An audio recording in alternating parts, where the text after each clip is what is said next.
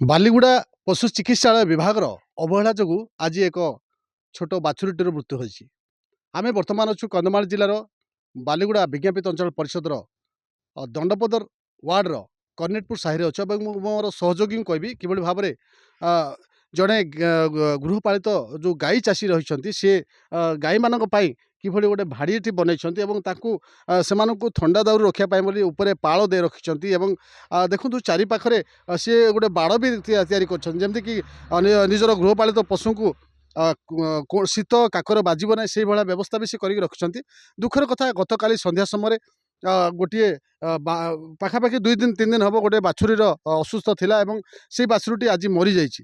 ତ ବର୍ତ୍ତମାନ এটা ସିଧାସଳଖ ଭାବରେ ଆଙ୍ଗୁଳି ନିର୍ଦ୍ଦେଶ କରୁଛି ଯେ ପ୍ରାଣୀ ବିଭାଗ ଯେଉଁ ପଶୁ ଚିକିତ୍ସା ବିଭାଗ ରହିଛନ୍ତି ଯିଏକି ବାଲିଗୁଡ଼ା ଭେଟେନାରୀ ବିଭାଗ ରହିଛନ୍ତି ଯେଉଁ କର୍ମଚାରୀ ରହିଛନ୍ତି ସେମାନଙ୍କର ଅବହେଳା ଯୋଗୁଁ ଆଜି ଏଇ ନିରୀହ ପଶୁଟିର ମୃତ୍ୟୁ ହୋଇଥିବା ଯାହାକି ଜଣାପଡ଼ିଛି। ବର୍ତ୍ତମାନ ସେଇ ଯିଏକି ଏଇ ଅଞ୍ଚଳର ଯିଏ ଜଣେ ଚାଷୀ ଯିଏକି ତାଙ୍କର ଗାଈ ଗୋରୁ ରଖିଛନ୍ତି ଏବଂ ତାଙ୍କୁ ଲାଳନ ପାଳନ କରୁଛନ୍ତି ଆମେ ତାଙ୍କ ସହିତ ସିଧାସଳଖ କଥା ହେବା କ'ଣ ସବୁ ସମସ୍ୟା ଥିଲା ଏବଂ କ'ଣ ଅଭିଯୋଗ କରିଥିଲେ ତାଙ୍କ ସହିତ କଥା ହେବା। ବାବା MBC ଟିଭିକୁ ସ୍ୱାଗତ କରୁଛି। କ'ଣ ସମସ୍ୟା ହେଇଛି ବାବା? ଆମେ ଡାକିଗଲୁ ପ୍ରାୟ 3-4 ଥର, ସବୁଦିନ କେତେ ଥର ଯିବୁ ବୋଲି ବିଚାରିଲୁ ବୋଲେ ଚାଲ ବାହାରୁଛୁ ବୋଲିକିରି କହିକିରି ଆସିଲେ ନାହିଁ। ଆଜି ସକାଳୁ ଆସିବା କହିଥିଲେ ଆସିଲେ ନାହିଁ, କାଲି ବି କହିଥିଲେ ଆସିଲେ ନାହିଁ। ଆମେ ଯାଇଛୁ ପଶୁ ବିଭାଗକୁ ରଖା ହେଇଛି ଏମାନଙ୍କୁ କ'ଣ ପାଇଁ ଗୋରୁ ଗାଈ ଚିକିତ୍ସାଳୟ କରିଛନ୍ତି ଦେଖିବା କଥା, ଏମାନେ କିଛି କରିପାରୁନାହାନ୍ତି। ଏମାନଙ୍କୁ କ'ଣ ପାଇଁ ରଖାଯିବ? ଏମାନଙ୍କୁ ଆଜି ଆଜି ଆଜି ସିଧାସଳଖ କଥା କୁହନ୍ତୁ, ଆଜି କ'ଣ ହେଇଛି ଆପଣଙ୍କର ଯେଉଁ ସମସ୍ୟା ହେଇଛି କ'ଣ ସମସ୍ୟା ହେଇଛି ଆପଣଙ୍କର? ଆଜି କ୍ଷୀର ଦୋଇଲୁ ଗାଈର ବାଛୁରୀକୁ ପିଏଇକିରି ଟିକେ ପିଇଲା ନାହିଁ, ଚାଲି ଚାଲି ଆଇଲା ଏଠି ଖରାରେ ତାକୁ ବାନ୍ଧିକିରି ଗୁଡ଼ାରେ ରଖିଲୁ, ଆସିକିରି ଏଠି ଘରେ ମରିଗଲା। ସେ ଦାମୁଡ଼ିଟି ମରିଯାଇଛି।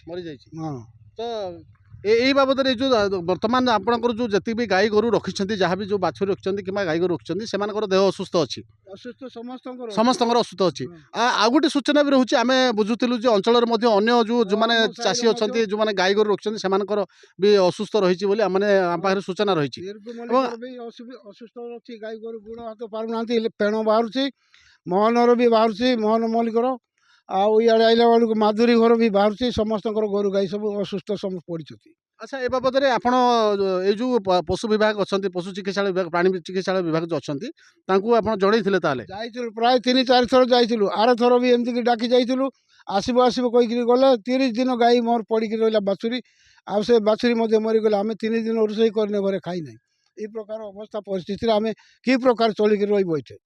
ଆପଣ ସିଧାସଳଖ ଭାବରେ ଶୁଣୁଥିଲେ, ସେ ଜଣେ ଚାଷୀ, ସିଏ ନିଜର ପ୍ରତିକ୍ରିୟା ରଖୁଥିଲେ ଯେ ଏଠି ଯେଉଁ ପ୍ରାଣୀ ଚିକିତ୍ସା ବିଭାଗ ରହିଛନ୍ତି ସେମାନେ ସେ ବିଭାଗର କର୍ମଚାରୀମାନେ ସେମାନଙ୍କୁ ଫୋନ୍ କଲେ ସେମାନେ ସକାଳେ ଆସିବୁ ସନ୍ଧ୍ୟାବେଳେ ଆସିବୁ ଏଇଭଳି ବାରମ୍ବାର ପ୍ରତିଶ୍ରୁତି ଦିଅନ୍ତି, କିନ୍ତୁ ସେମାନଙ୍କର ଦେଖା ମିଳେ ନାହିଁ। ଯାହାରି ଫଳରେ ଆଜି ଏକ ଦୁଃଖଦ ଘଟଣା ଯାହାକି ଗୋଟେ ଛୋଟ ବାଛୁରୀଟିର ଜୀବନ ଚାଲିଯାଇଛି। ଯେତେବେଳେ ଗୋଟିଏ ପଟରେ ସରକାର ଚାଷୀଙ୍କ ଏ ଯେଉଁ ପଶୁ ଗୃହପାଳିତ ପଶୁଜନ୍ତୁଙ୍କୁ ନେଇ ବିଭିନ୍ନ ଯୋଜନା କରୁଛନ୍ତି ଏବଂ ଆମ୍ବୁଲାନ୍ସ ସେବା କଥା କୁହନ୍ତୁ, ଯେତେବେଳେ ଯେଉଁ ଆମ୍ବୁଲାନ୍ସ ଗାଡ଼ିଟି ବି ରହିଛି ଯାହାକି ବାଲିଗୁଡ଼ା ବିଜ୍ଞାପିତ ଅଞ୍ଚଳ ପରିଷଦର ଉପଖଣ୍ଡ ଯେଉଁ ପ୍ରାଣୀ ଚିକିତ୍ସାଳୟ ରହିଛି ସେ ତରଫରୁ ଗୋଟିଏ ଆମ୍ବୁଲାନ୍ସ ଗାଡ଼ି ରହିଛି।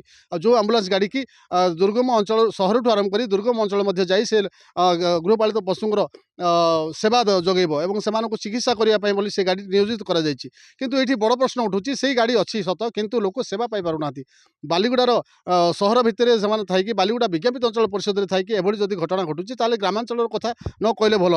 ବର୍ତ୍ତମାନ ଏଇ ଯେଉଁ ଚାଷୀ ବର୍ତ୍ତମାନ ତାଙ୍କର ଯେଉଁ କ୍ଷତି ସହିଛନ୍ତି, ତାଙ୍କର ଯେଉଁ ଛୋଟ ବାଛୁରୀଟେ ମରିଯାଇଛି ଏବଂ ସେ ଯେଉଁ ବର୍ତ୍ତମାନ ସେ ଯେଉଁ ଗୋଟେ କ୍ଷତିରେ ପଡ଼ିଯାଇଛନ୍ତି ତାର ଭରଣ ପୋଷଣ କିଏ କରିବ, ଏହା ବର୍ତ୍ତମାନ ସାଧାରଣ ପ୍ରଶ୍ନ ସୃଷ୍ଟି ହେଉଛି। ତ ବର୍ତ୍ତମାନ ଦେଖିବା କନ୍ଧମାଳ ଜିଲ୍ଲାର ଏଭଳି ଘଟଣାକୁ ସ୍ଥାନୀୟ ପ୍ରଶାସନ ଏବଂ ଜିଲ୍ଲା ପ୍ରଶାସନ କିଭଳି ଦୃଷ୍ଟି ନେଉଛନ୍ତି ଏବଂ କିଭଳି ପଦକ୍ଷେପ ଗ୍ରହଣ କରୁଛନ୍ତି। କନ୍ଧମାଳ ଜିଲ୍ଲା ବାଲିଗୁଡ଼ା ଦଣ୍ଡପଦର ୱାର୍ଡ଼ର କର୍ଣ୍ଣେଟପୁର ଗାଁରୁ Tapas Kumar Nayak, MBC TV. 4 number ward ନା କନ୍ଧମାଳ ଜିଲ୍ଲା ବାଲିଗୁଡ଼ା ଦଣ୍ଡପଦର 4 ନମ୍ବର ୱାର୍ଡ଼ର ପେନାକତା ସାହିରୁ ତାପସ କୁମାର ନାୟକ, MBC ଟିଭି।